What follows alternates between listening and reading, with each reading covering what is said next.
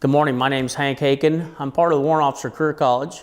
I'm here this morning with Mr. Lyle, and we're doing an interview of his experience of the Vietnam time period. And what we're trying to do is capture his experience, and so that we can use that for further learning. So Lyle, if you would, introduce yourself. My name is Lyle McMullen. I grew up in the Seattle area, and that's where I joined the Army there. So. Okay. Well, tell me a little bit about the before you left for Vietnam. What was the culture like, and what was the atmosphere of America? Well, I was working at Boeing, and that was my first job. Actually, I got out of high school, and the next day I started to work at Boeing.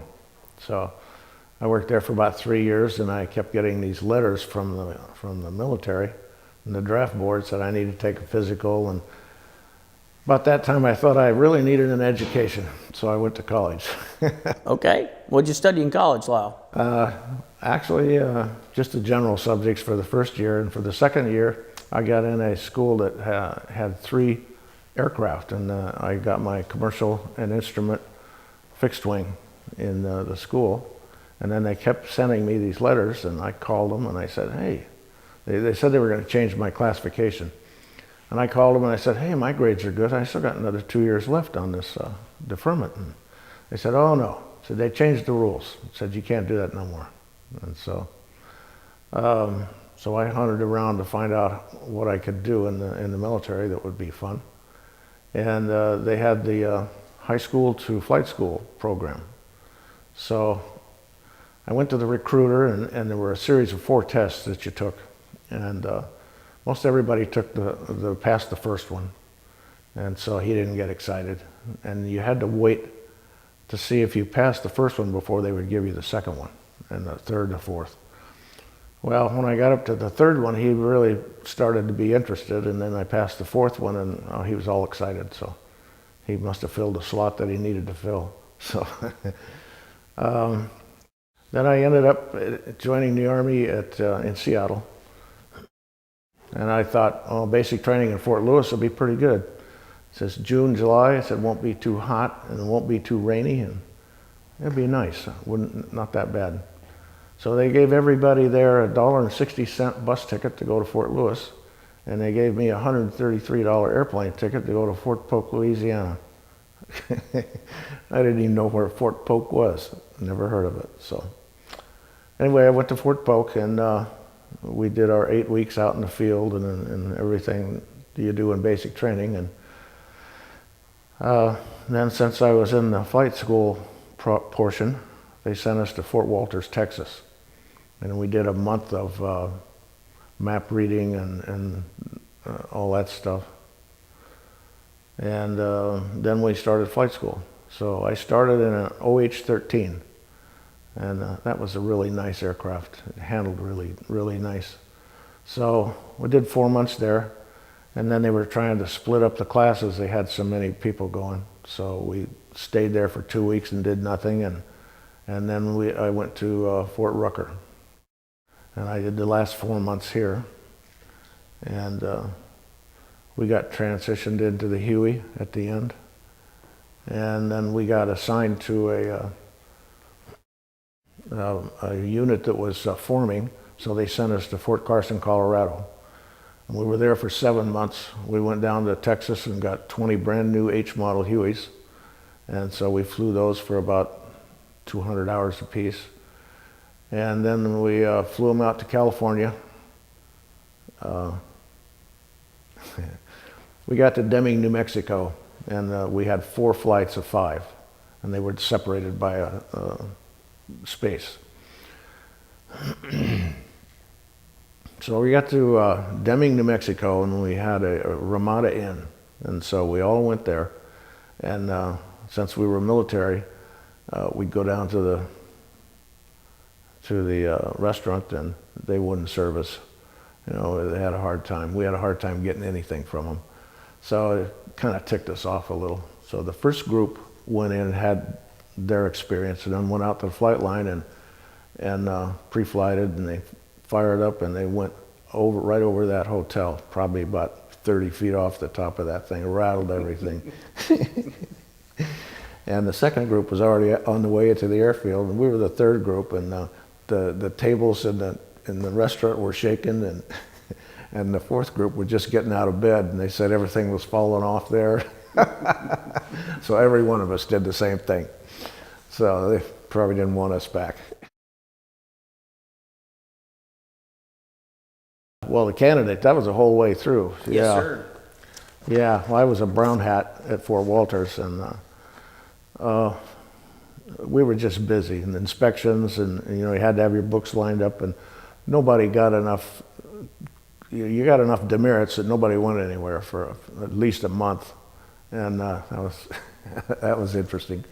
And you were running, and back then you could have a cadence that was pretty racy, and we'd go down the roads, and the cars, the women would go by in their cars, and it was pretty racy, so they roll up their windows. It was you couldn't get by with that today. No, sir. No, it wouldn't be politically correct, would it? No, that's right. Not correct at all. And so these guys that are going to watch this video, they were candidates at one time too, and a little bit different than what you went through. Yeah, and so if you could fly good, and kept up with your flight classes and everything, it was a little easier on you. So, and I already had a commercial and instrument fixed wing, so I knew I could fly a helicopter. It's just going to be a while before I caught on to the differences. Sure. And when they would cut the engine on you for an auto rotation, I'd start looking out far and out in the distance for a place long enough to put this airplane down in, and it wasn't working. This rotor blade started slowing down and slowing down. And it took a while for that till they broke me of that. Yeah, you're not gliding any long distance, are you? No, you're going to land right there. Right down there, yeah. That's right.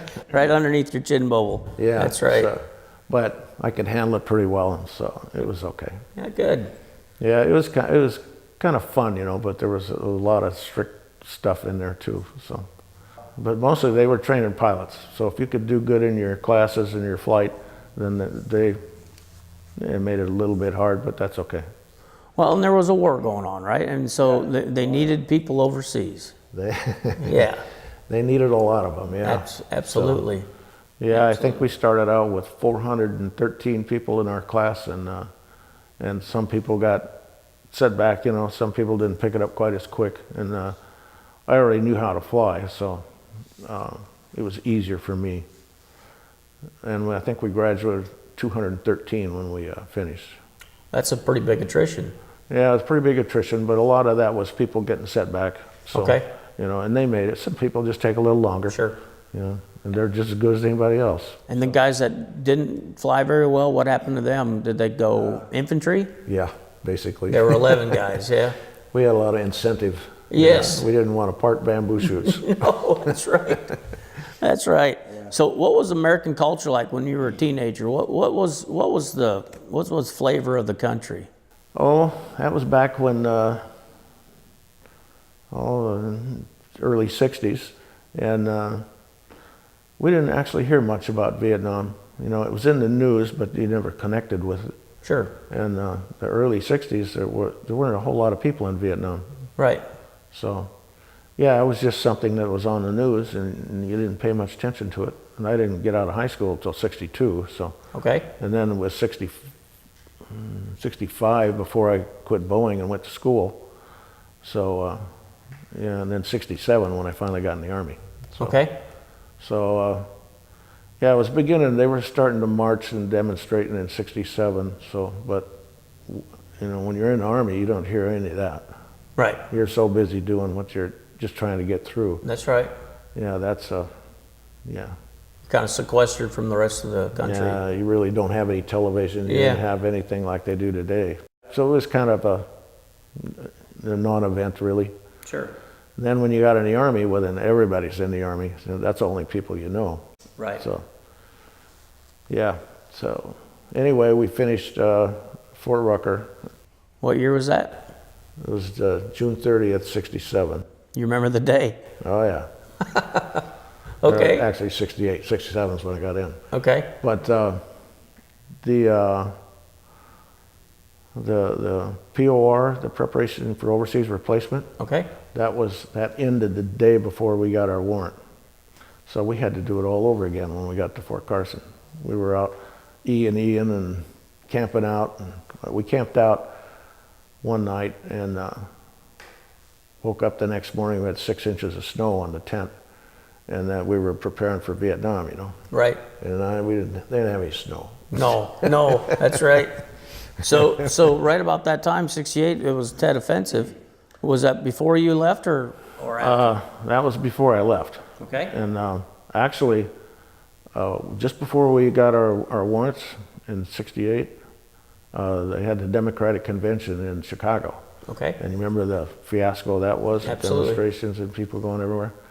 Well, we had our helicopters all lined up on the airstrip right there at Rucker where the lemon lot is now. Okay. All full of gas. And we had gas masks and we had everything. And we were, as soon as they said go, we were going to Chicago. So they didn't know that up there. But they would have got gassed a lot because, man, we had it. And so was there a difference before the Tet and after the Tet? Did you notice in Well, television and society and?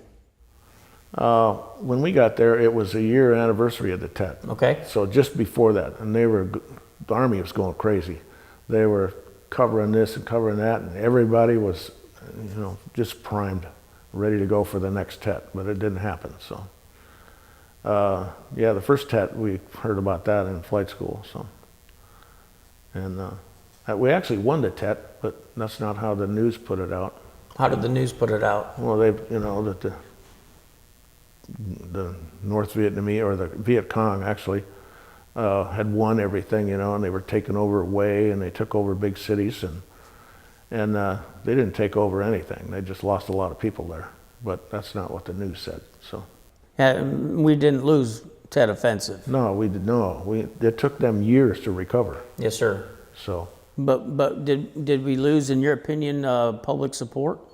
oh yeah, there were so many demonstrations going on that, and the news was pretty slanted, what we heard of it, and yeah, when we got back, we found out how far it was the other way. So, we come in the airport, and or a lot of my friends did, and they didn't want to be in uniform because they couldn't hardly make it through the airport. Why is that? Well, people just demonstrating and screaming and hollering at them. I came back a little different way. I got a hop from Vietnam to Tokyo, and I stayed there about a week, and then I got on another hop to Fort McCord, Fort McCord Okay. Air Force Base. Yep. And so I got off on a military base, so I didn't see any of that. Let's go then forward after Carson, and then you went to Vietnam. When you first got there, what was your impression of the country when you first got there? You just landed. Yeah, we landed at Cam Ranh Bay, and then we got on C-130s to go up to Da Nang, and then we got on Chinooks to go from Da Nang up to where we got off at Camp Evans, actually, and north of Hue and south of Quang Tri. Well, I remember looking out, and they had all these circles, you know, everywhere on the ground, and I thought, wow, those are bomb craters. And actually, they were cemeteries, and they had circular plot where they would, and stones around it, and all that, where they would bury their people. So I thought those were bomb craters. Sure. But I found out different later. So Yeah. What was the temperature and the smell and the conditions? oh, it was hot. We were at Cam Ranh Bay, and we landed, and it took quite a while for the C-130 to get there. So we were just laying out on the runway, and man, we were getting sunburned, and yeah, it was hot, and the humidity was pretty good. And so, but we were there, so that's what we had. You weren't in Washington anymore. No. No. No. And you were how old when you landed there? I think I was just 24. Okay. I was kind of the oldest guy in the unit. Really? Because I had worked at Boeing for 3 years, and I Yep. went to college for 2 years. And Yep. so, yeah, we even had one guy that was 19. Wow. Do you think he was mentally ready for what he was fixing to see? Oh yeah, he was a good guy. He knew, Okay. he knew what's going on. But Yeah. just that young age, Yeah. 19, you go, holy cow. Do you ever talk to those guys anymore? Yeah, some of them, yeah. Well, they've got a organization there, and they keep track of the people, and you look in there and find their name, and some of them have died. Some of them had car wrecks. Yeah. There's not a whole lot left anymore. Sure. So, yeah, and then some of them crashed in Vietnam, like Woody, and Yeah. he's not in the best of shape.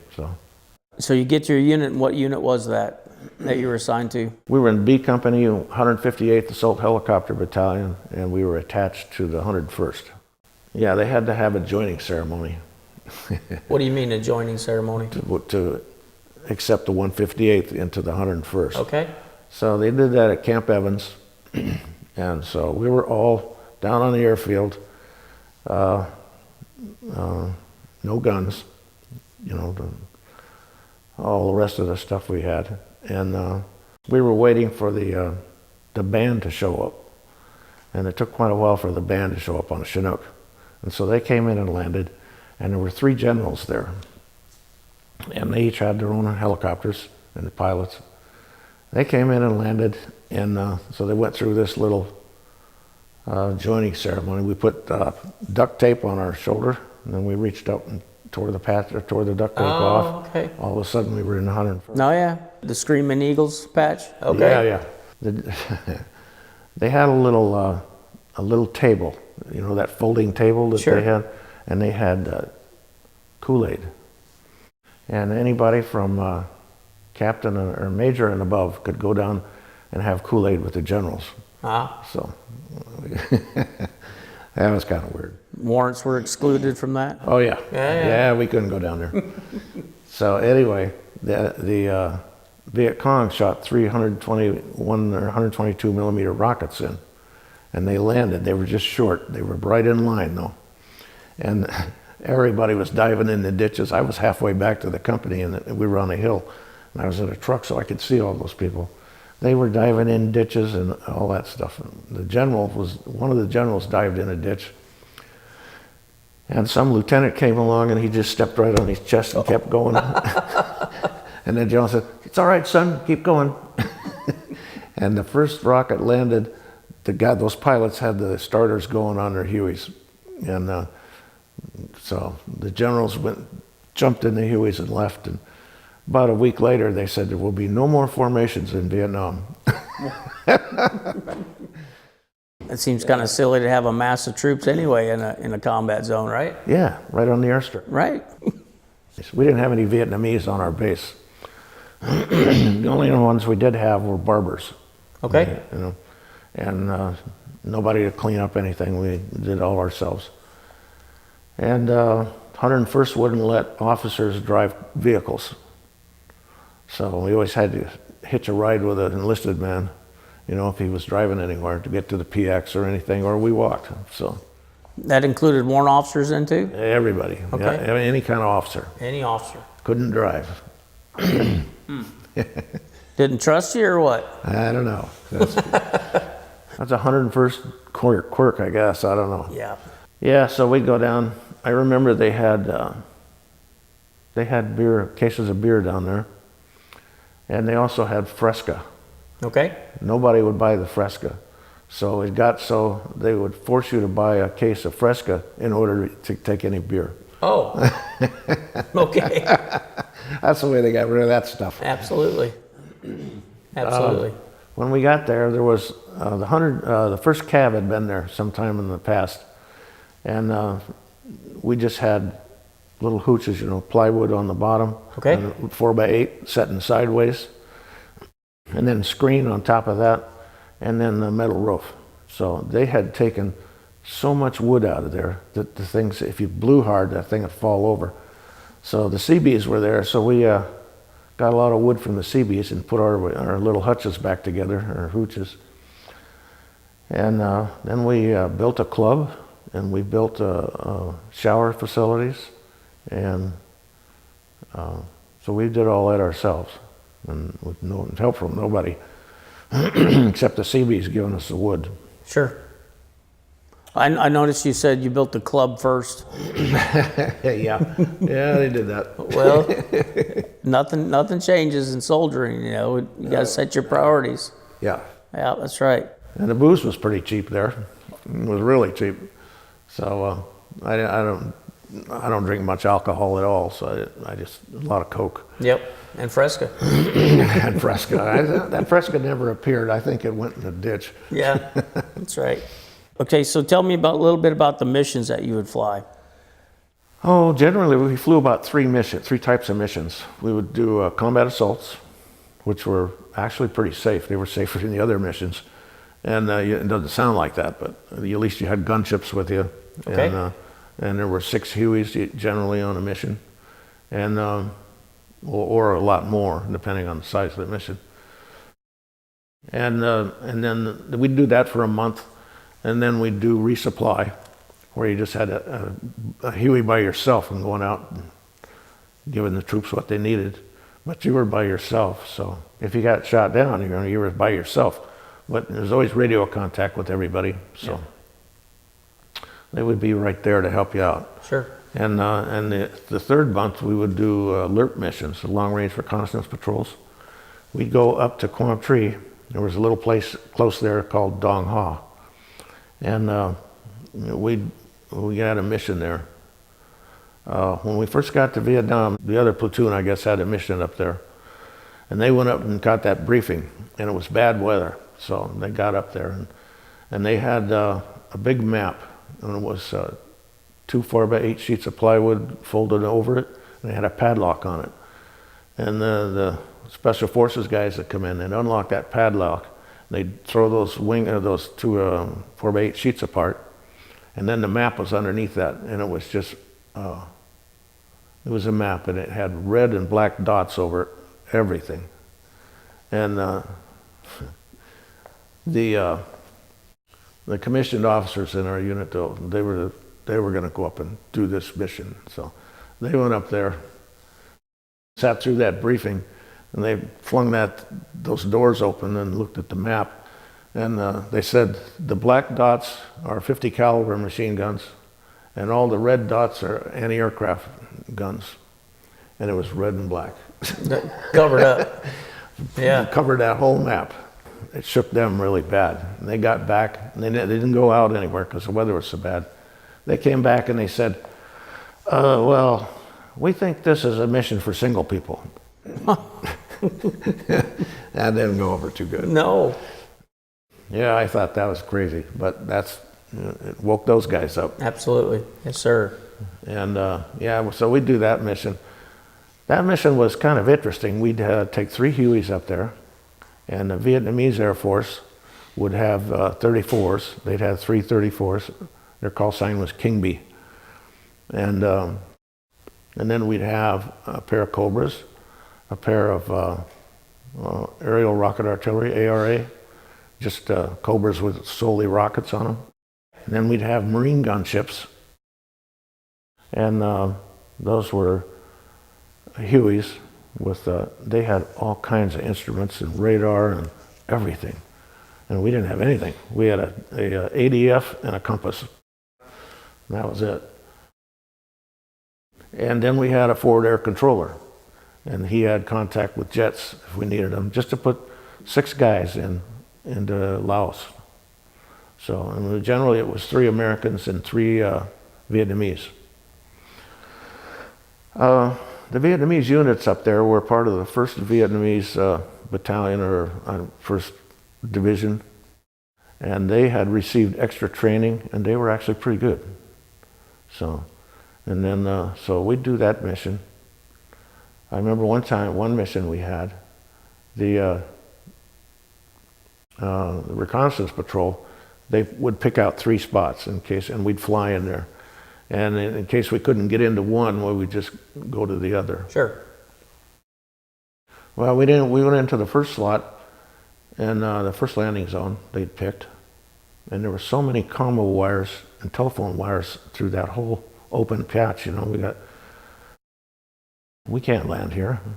So we went over to the other one about 1,000 meters away. It was the same thing. There were so many wires, and we thought, there's a whole lot of people here. we'll be coming back to get these guys. And so then they wanted to go to the third spot, and we said, no, we're done here. We left. We went back. And the other missions, we would put them in, and then we would go back to Dong Ha, and we would wait until about 5 in the evening until they called back and said they were secure for the night. And so then we go home. Once in a while, we'd go out there, and they'd call in at night, and they'd whisper, we're okay, And one group was in the middle of a North Vietnamese battalion. It was a big deal, and they were right in the middle of these guys hid in the trees. And these guys were throwing a party, and they had ladies from the North Vietnamese down there, and they were drinking a lot, and then they got up in the morning, and that whole outfit left, and then we went in and picked these guys up. And when they whispered, you thought, oh, here we go. We got to go in and get them. Yep. And when they were screaming and the guns going off, then we really had to go get them. So, yeah, that was pretty interesting. Well, you know the old John Wayne things where they shoot the guns and they're backing up? Yep. Yeah, they did that. Hey, you didn't really have an option to pick them up or not, did you? I mean, their life was on the line too. Oh, yeah, we went and got them. So. Yep. And then we had collars, a big collar. We'd tie ropes to the rings in the bottom of the aircraft, and then we had quite a bit of rope, and then a canvas collar. And it had a little slit or a little strap you could put your wrist in and tighten it up. And so we'd go in there when we couldn't get them out of a decent LZ or PZ. We'd go in and hover above them, and sometimes that was pretty hard because we had to find them in the tree, down in the trees. Yep. And once in a while they'd pop smoke, but then that gave away their position. Yep. So they had an orange panel, and they would hold that panel up above their head and then kind of talk us in. So then when we got there, we'd have to hover above the trees, and we had a ammo box about half full of concrete attached to that rope. And so we'd throw those over, and then they'd get in that collar, put their hand there, their wrist in there, tighten it up, and then we had to pull them straight up through the trees, so we couldn't drag them through the trees. Right. We'd lose them. Right. And then there was no place to set them down, so we'd haul them back to Vietnam, hanging at the bottom in those straps. So we'd go a little bit slow. We'd go slow down to 60 or so, and then they'd be up there. They're a bunch of characters, so Sure. they'd be a little bored. I remember we were flying along, and the crew chief said, "Well, we're taking air bursts," and he could see something exploding. Well, it turned out that when we got to really looking, these guys had hand grenades, and they'd pull the pin and throw the hand grenades and watch it explode. We thought we were getting anti-aircraft. So yeah, lots of things. So we had talked a little bit before we started this interview. You mentioned being at Hamburger Hill. Tell me about that. We'd been there for a while, and it's just the Ashaw Valley to us. We didn't know about any Hamburger Hill. Yep. And so we'd been in there. There was a Special Forces camp down there. So we'd go resupply them once in a while, and there were abandoned camps down there too. So, and then there was 1st Cav aircraft that were crashed down there too. So they were still there. We would, anyway, we were flying in there a lot, really a lot.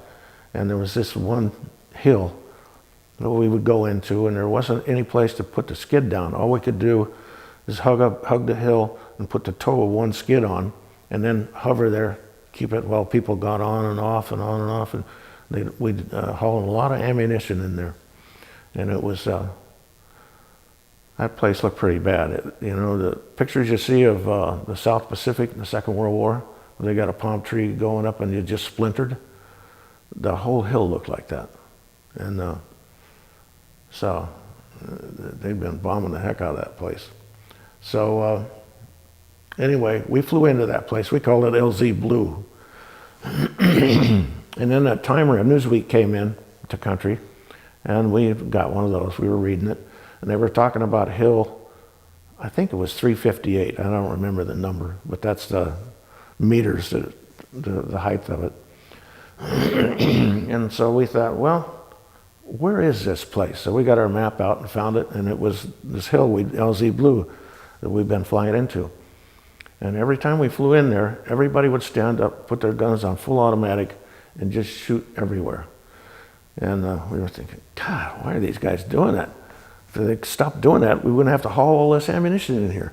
And later we figured out that they were keeping their heads down while we were coming in. So they were helping us, really. Absolutely. Yep. And yeah, that was kind of a disaster. I think, I can't remember how many days that colonel had these people at the bottom of the hill, and they'd fight up the hill, and then get out of their foxholes, fight up the hill all day, and then turn around and fight back down the hill, because the Vietnamese had come in behind them. So they had to fight back down the hill to get in their foxes, or their foxholes. And that went on for, I don't know how many days that was, but they made a movie of it. And we were flying in there all the time. So finally they took the hill. And then we figured out that there was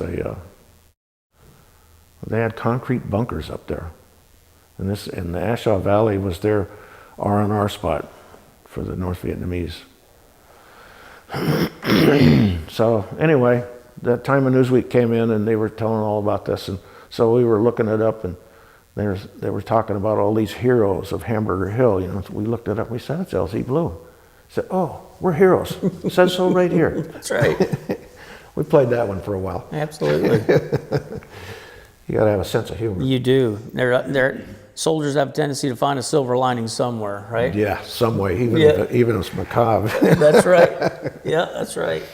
Yeah, so we did Hamburger Hill, and then they had a 100-ship lift in there.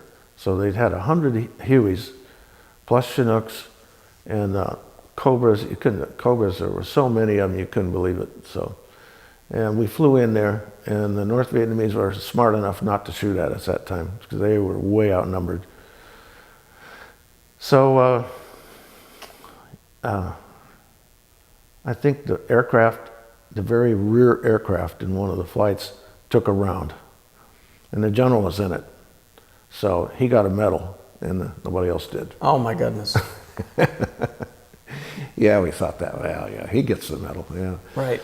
So, yeah, and then the 100 shipper was over, you know, and then we went back to regular business. We flew quite a bit in there. And then they had a mountain peak in there. It was 5,000 feet high. And they had a radio relay unit up there. Sure. They called it Eagle's Nest, and it was really steep. And so that was pretty hard to get into. The winds would change in there. They had a little hole dug in the landing zone. And it was big enough to, if you landed there, the toes of your skids were over the hill, and the tails of your skids were over the backside. It wasn't a very big place to land, and the winds, they'd pop a smoke out of that thing. The winds would go just kind of quiet right there on the hill. They'd go over to an edge, and the winds would just go straight down. That smoke would go down, and then it'd go out a ways, and it'd come up. And that was an interesting place. They had a few crashes there. And actually one of my helicopter crashed there. But they said I had been flying too much, so they kept me that day back at the base. And another guy got in, and he didn't quite make it all the way to that pad. So he got the toes of the skid on the pad, and then he pushed the cyclic way forward and digging holes in the pad as it went around, and then it kind of rolled back, went upside down, and slid back down the hill. So, and it wrapped the rotor blades around the fuselage. Oh my. Yeah, that was the end of my helicopter. Yeah. And the guy that was flying, he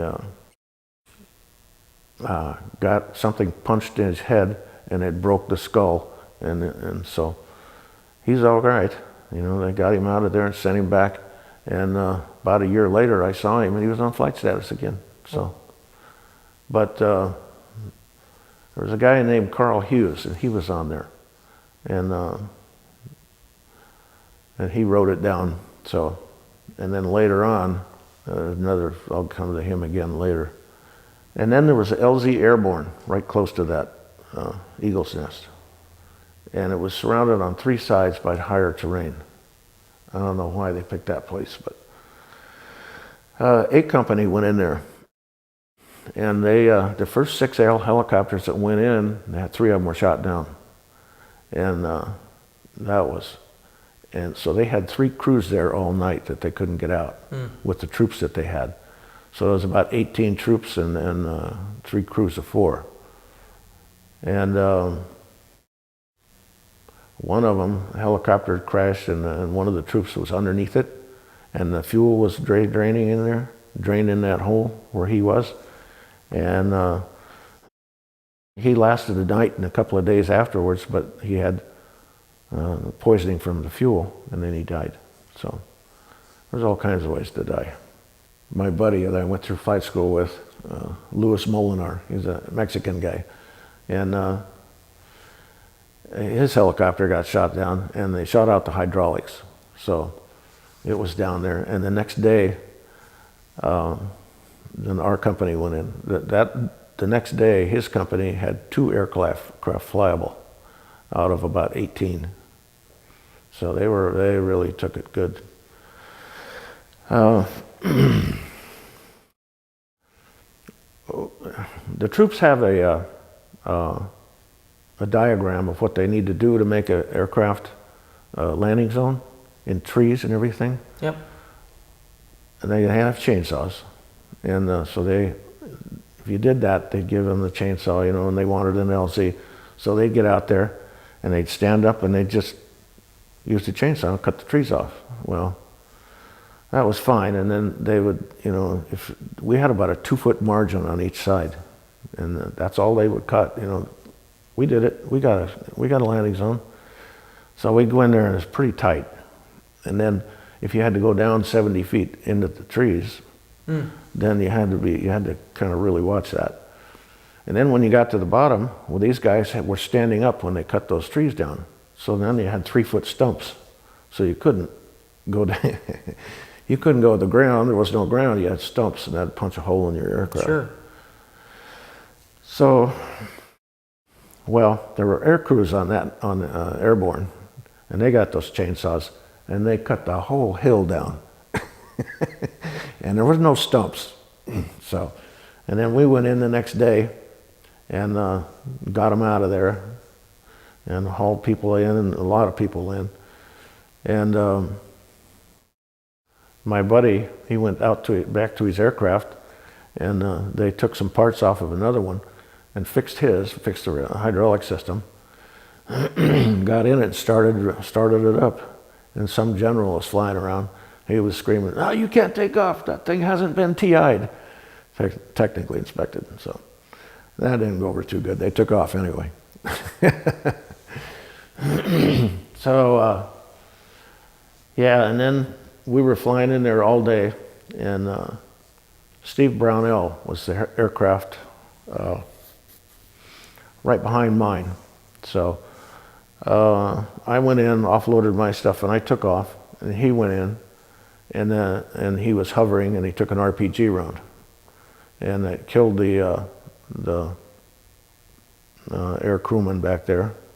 It hit him, actually, so the aircraft just kind of fell over and crashed, and the Ashow Valley had some mountains there between our base and there, and the base knew that, or our company knew that we had lost an aircraft, but they couldn't figure out which one it was. Everybody checked in except Brownell and me, and I don't know why I didn't, but we were down low. So finally I said, "Hey, maybe we ought to call and tell the company." So we called the company, and they'd obviously heard of the crash. And boy, they grilled me for a while to figure out who I was. So then they knew it was Brownell that got shot. So, and then later on, they lost a Chinook in that LZ. and they shot up one of the Air Force jets, shot the hydraulics out of it.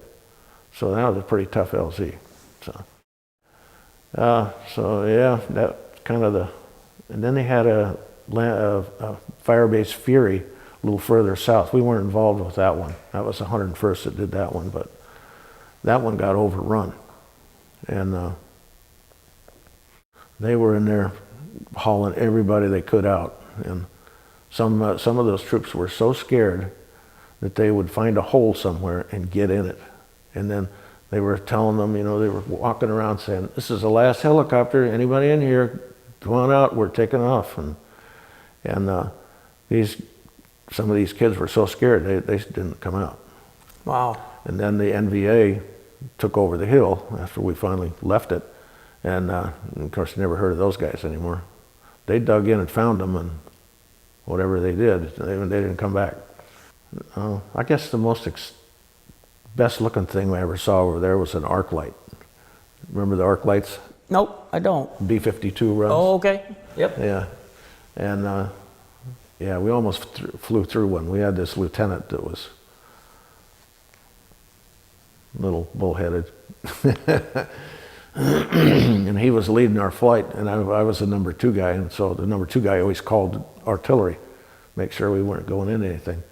And they said, "Oh yeah," I said, "there's an arc light coming in there." And gave it. Then 5 minutes before the arc light, they would give the physical description, and then tell you there's one coming, because the NBA couldn't do anything about it then. Right. So I said, "Hey, there's an arc light coming," and the guy behind me said, "Ooh, really?" So let me check that too. And so he did. He called in. There was an arc light, and then we told this lieutenant, and he said, "Oh, it's okay." He said, "We'll be through there." And so he went straight ahead, and I went left, and everybody followed me. And he was out there, and finally he saw us. He said, "What are you guys doing back there?" I said, "Hey man, there's an arc light. You can go out there if you want to. We're not." So he finally decided he'd come back. So, yeah, some of those guys are a little slow to learn. Some are. Yep. Yes, sir. Did you get the same aircraft primarily every day? Primarily, yeah. I had a good crew chief, and they kept it going. And once in a while, you get a different one. If it was in real maintenance, sure, 100-hour inspections and that kind of stuff. So you got pretty familiar with that aircraft. Yeah, they knew what was going to happen to it and what was going to fail, and they knew how to do everything. And then that guy rolled mine down that hill, so everybody got out all right. So I don't know, I got a little excited, I guess, and I said, "Well, I get the next one coming in here." So they did. One came in pretty quick, and they sent me down to Saigon to pick it up. So I went down to Saigon, and we were at Hotel 3, was the pad it was on. So there was a line there. I got there a little early that day, and there was a line beside me. And I thought, well, what the heck are they lined up for? So I didn't have a clue in the world, so I went over and got in the end of the line, because I figured, oh, well, I'll find out what this is. If it's bad, I can slip out. Well, it was a line to the PX. So I thought, wow, okay, I'm going to stay in here. And then the word got around that they had fans. So I'd been in the country 7 months. We didn't have a fan, and we didn't have a refrigerator. So yeah, I got in line, and I ran in there, got a fan. So and then I got back in line to pay for it. And this guy says, "Oh, they got refrigerators over there too." I said, "Oh, really?" I said, "Here, hold this." So he held my fan, and I went back and wrote "Sold McMullen" on one of the refrigerators. And then I got back in line, and he said, "I could have had 2 fans, I thought, "Oh yeah, I didn't think of that." "Well, thanks, buddy." Yeah, then there was no way, no vehicles were allowed on the helipad. So here I had this fan and this refrigerator. I'm thinking, how the heck am I going to get them out there? Right. So finally somebody came along, and we got them out, got them on the aircraft. And then we flew back up to Camp Evans. Do you remember the tail number of that aircraft? 633. It's amazing that we remember some things. Yeah. How many years ago was that? At least 48. That's right. Yeah. Yeah.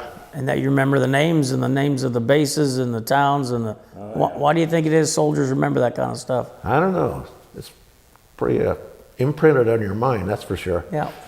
Yeah, you remember that kind of stuff. What's your most memorable thing that happened while you were there? Either scariest or funniest or both? Well, we went out on in the coastal area, the coastal plain, and one of the aircraft we were hauling troops in, and it was piloted by Ben Sutton and Carl Hughes, and they took off, and both really good pilots. And Sutton had been there a long time. He was with us when we first got there. Hughes was a little newer, but he was really good. And they loaded on I can't remember exactly how many troops. I think probably 6. And they took off, and there was one huge tree, like maybe 200 feet high, and it was dead.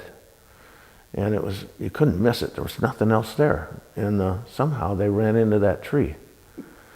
And they broke off 4 foot of one of the main rotor blades. So that was a pretty rough ride getting it down. And they got it down in a river. It wasn't very deep. It came up to the floorboards. And he didn't even bend the skids when he landed. And it caught fire. And they either burned to death or the troops on board drowned. There was so much fire on the water. So, yeah, that was the only the only crash that we lost all 4 people in. And our company seemed to be pretty lucky. We had pretty good pilots. I don't know how, we had a couple of lieutenants and later captains that these guys had come in, and if they weren't very good, they just disappeared. I don't know, they sent them down south. I don't know how they did that, but I'm eternally grateful. And then the other part of that is they had a little service for them at the end of the day when we came back. And there was must have been a pretty young preacher there or chaplain. He's talking about him going to that great heliport in the sky, and I thought, oh God, you could think up something better than that. And that way I didn't like that too well. But I guess he was learning too. So yeah, that's the only full crew that we lost. We lost one at LZ Airborne there, one right behind me. And then we lost another one at a different LZ, and he also got hit with an RPG. So when you get slow, the RPGs will catch you. So yeah, RPGs really do a job. So yeah. So the tactics changed a little bit. It went from high altitude fast to low altitude fast to. Well, if you flew 1,500 feet, you were going to get hit. Okay. And if you flew at 500 feet, you were over and gone so fast they couldn't raise their guns to get you. I got you. And if you flew at 1,000 feet, they would, actually at 1,500 you didn't get hit. 1,000 feet, they would shoot you, and it would be in the main cabin sort of area. And if you were at 1,500 feet, they'd shoot and they'd hit in the tail boom. And if you're anything above that, you're okay. Okay. So you either went real low or up kind of high. We got shot at every day, every single day somehow. Either you could see the muzzle flashes or something, and no matter what you were doing, somebody was shooting at you. So I really liked to fly. That was a good year for me. I mean, I really liked to fly there because they would give you a little dinky piece of paper with a radio frequency on it and a call sign, and that's all you did. You got up, you got in the aircraft, you took off, called these people and said, well, I'm working for you today, and then we'd do whatever they wanted. So none of this hour and a half of paperwork just to start the thing up. Yep. Safety form and. Yeah. Oh, God. It takes so long now. It takes longer now to do all the paperwork than it does to fly the mission. That's correct, sir.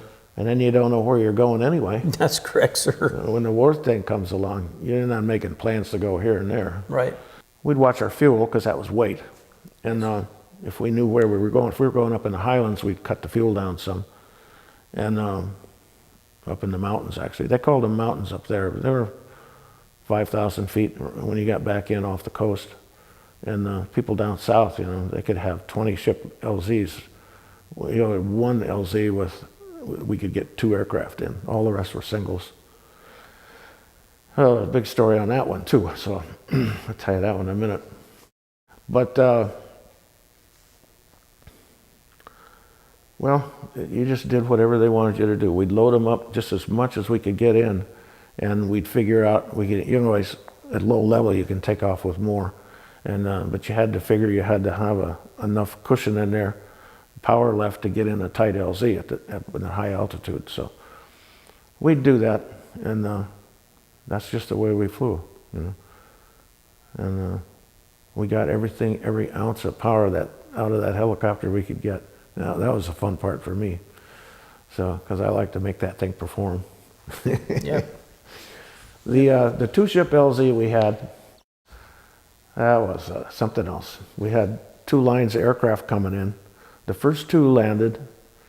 We had Vietnamese troops on, and one portion of the LZ was in a little flat area, and then the hill went up on the side of it. The hill climbed, and the helicopter came in there. The Vietnamese troop got out, and he walked up the hill. Oh. And the first blade, he got hit the first time in the helmet with a blade and dented his steel pot. And the next time it hit him in the back and tore all of his insides out and stripped them all around the hill. And I was coming into that LZ, and I was fairly short final, and I was looking at it, and I didn't even blink. And I know I didn't blink. And by the time I was looking at it, and then the next thing I realized, it was upside down, and the tail boom was bouncing on the ground, and it was on fire. So I just pulled power in and went around. And I don't know, that guy lived for a while, but not for very long. And then we had to wait we had about 3,000 rounds of ammunition on board. We had to wait then for all that ammunition to fire off, or to burn off and explode. So, and then we went back in and put the rest of the troops in there. So, but that helicopter turned over so fast. Some of the other guys said it stood up on end and then rolled and then came back down. But I was looking at it, and I know I didn't blink, and I didn't see that. So, but it was upside down, the tail rotor was bouncing, and it was on fire. So, and in the Army, they had crash-worthy fuel systems, but they wouldn't slow down the production line enough to put them in. So all the aircraft in Vietnam didn't have those. And then when we got back from Vietnam, back to the States, then they put the crash-worthy fuel systems in. They go, God, what are you guys doing? Right. A little backwards. Yeah, a little backwards, yeah. So there were so many Hueys there. It's unbelievable. So It was in the, what, 13,000? yeah, oh, geez, yeah. I saw some numbers the other day, and the 7,000 didn't come back to the States. Huey's aircraft itself. Yeah. That one aircraft that I had, the replacement for the one that crashed, Yes. I looked in one of the records there about units, and that thing had about a bunch of people on it. I'm thinking 13, but I'm not sure of the number. And it had a midair over Da Nang with another helicopter and crashed and killed everybody. And they were getting ready to go home. Oh boy. So you know how you go to a unit or go to a post, and you're always kind of looking at the Hueys, see if you look at the tail numbers, see if you can find that one that you flew. And I quit looking after that. So Yep. he wasn't going to be anywhere. No. I don't know how they could have a midair right there when they were going home. So, but that happened. So, let's see. Oh, the arc lights. Those were great. We'd be back and looking at them. These B-52s would go over. Of course, you never saw them. Right. They were 30,000 feet or whatever they were at. and they just drop all these bombs, and you just be watching, and the whole dirt would climb 500-600 feet in the air with those bombs going off. And you go, wow. You know? And then we'd put troops in there 2 or 3 days later, and they'd say, wow, this stuff, there's guys in there still staggering around walking into trees for days after that thing. So, yeah, we liked arc lights. Yep. They did the job. Let's talk a little bit about the time period you're coming home. Everybody else kind of just hopped on an airplane, and I went down to Way, where our personnel headquarters was, and I told this sergeant, I said, hey, I said, I want a delay en route in Tokyo. And he said, oh, no, you can't do that. You can't do it. You can't do that. And so I thought, well, okay. I said, there's got to be a way to do that. And the Stars and Stripes came out a couple of weeks later, and the old Sergeant Joe, I think was his name, he had a column. Okay. You know, that whatever people asked for. And there was a whole column on how to do a delay en route. So I took that thing and I went back down to Way, and I said, hey, I want a delay en route in Tokyo. And he, oh, you can't do that. I said, yes, you can. Here. And he started reading that thing, and he said, oh, yeah, okay. And he'd read some more. Oh, yeah, we can do that. So he did that. So everybody else went home when they were supposed to, and I was there another couple of weeks waiting for that delay en route. So I ended up down in Saigon, and I got on a plane, and I went to Tokyo. So it was an R&R route anyway. So I remember this guy down at the airport. He was a civilian, and he could change piastres for dollars, and so he had his own system there. There was the black market for piastres. You know, you could give him $1 and you get a whole lot more of them, a whole lot of piastres. Well, he would give these guys dollars, get these piastres, bring them back to the airport, turn them in, and get dollars for them at the official rate. So he was making a lot of money. Oh. And he was staying there a long time. He'd been there for years. So I don't suppose he's worked yet. So there's always a way to scam something or other. Sure. Some of you couldn't even figure it out. I wouldn't have figured that out, but I wasn't in his position either. So Yeah. So you said you went to Saigon. What was Saigon like? well, when we went down there to pick up that new helicopter, this I think he was a captain, and I kind of got together, and we went to a movie theater. You know, and you're supposed to be, you could have your guns there, but you couldn't have ammunition. Okay. Well, we had ammunition. So anyway, we didn't pay much attention to that. We were from far up north, and we didn't know their rules. So, right. Well, anyway, we went to a movie theater, and there was Vietnamese in there. And we sat down, you know, kind of amongst the middle of them somewhere. And we weren't paying that much attention. It was and after a while we looked around, and we were sitting by ourselves. I go, oh. So we'd go move somewhere else, and they'd move away from there. And they were afraid we were going to get grenaded, and they didn't want to be there. Oh. And it took us a while to figure that out. So we go, ooh, okay, let's go somewhere else. Yeah, we were kind of dumb. It's different down there. Sure. I met a Navy guy. He was on one of the buses, and all he did was take messages from one place or paperwork one to another, and he never saw anything. And this was such a good deal for him. He was going to extend, so he did. But he never saw any combat or anything. Right. So I went to Tokyo, and I went to all 3 of the Navy PXs and bought stereo equipment and all that kind of stuff. And then I went down to the Navy guy to ship it back, and he was upset. So he said, yeah, you guys always come in here with all this stuff, and I'm supposed to ship it. And he said, you're the last guy this is going to happen for. And I thought, that's okay, I'm the last one, I made it. He probably was still doing it, but sure, he wasn't too happy because he had all that paperwork to do.